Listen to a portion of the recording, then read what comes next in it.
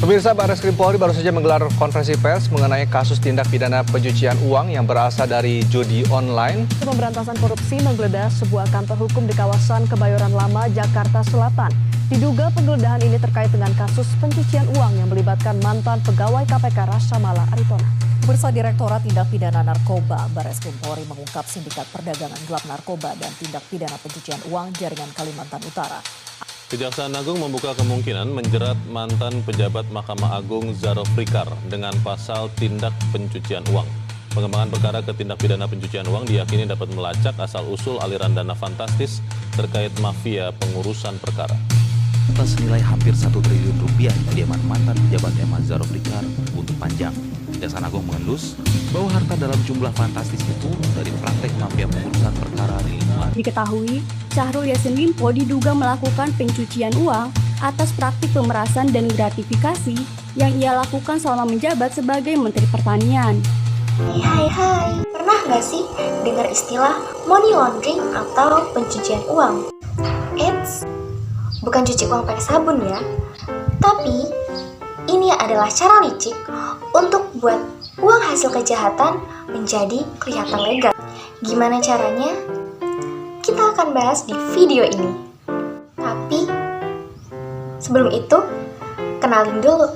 Aku Citra Nurmania Putri, dan ini channelku, tempat di mana kita dapat membahas topik seru mengenai ekonomi, bisnis, dan keuangan dengan cara simpel dan gampang difahami. Oke, langsung saja kita masuk ke topiknya.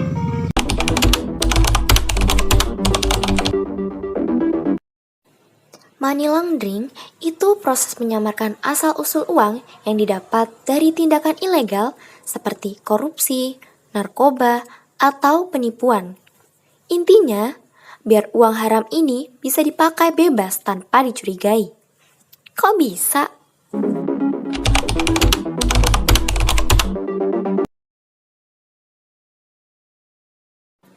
Tahap pertama, uang hasil kejahatan dimasukkan ke dalam sistem keuangan, bisa lewat store tunai ke bank, beli bisnis tunai kayak restoran atau laundry, atau bahkan lewat kasino. Intinya, biar nggak kelihatan mencurigakan. Di tahap ini, uangnya dipindah-pindah, biar jejaknya sulit dilacak. Misalnya, ditransfer ke bank rekening berbeda, dikirim ke luar negeri, atau ditukar jadi aset kayak properti, emas, atau kripto. Tujuannya, biar susah diikuti asal-usulnya. Nah, sekarang uangnya udah kelihatan bersih. Udah bisa dipakai buat beli rumah mewah, mobil sport, atau investasi legal. Padahal aslinya ini uang hasil kejahatan.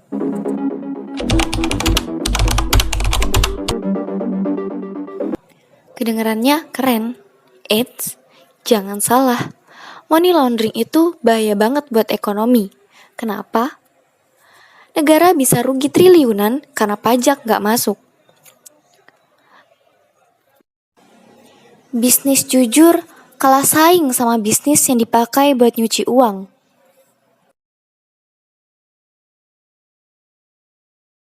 Kejahatan makin subur karena uang kotor gampang dipakai lagi buat kejahatan baru.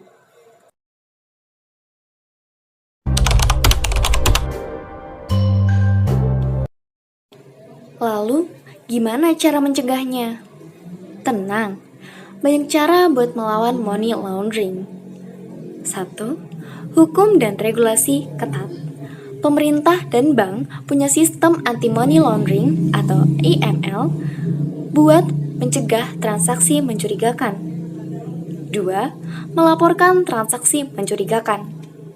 Jika ada transaksi aneh atau tiba-tiba banyak uang masuk tanpa alasan jelas, bisa langsung dilaporkan. 3. Kita harus waspada. Jangan gampang tergiur kerjaan atau investasi yang gajinya nggak masuk akal. Bisa jadi itu bagian dari pencucian uang.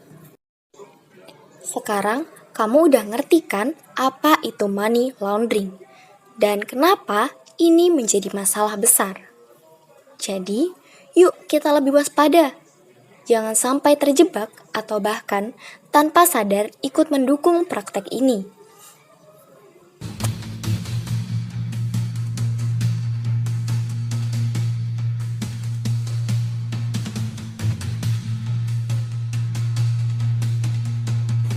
Kalau kamu suka video ini, jangan lupa like, komen, dan subscribe buat tugas menarik lainnya. Sampai jumpa di video berikutnya. Bye-bye.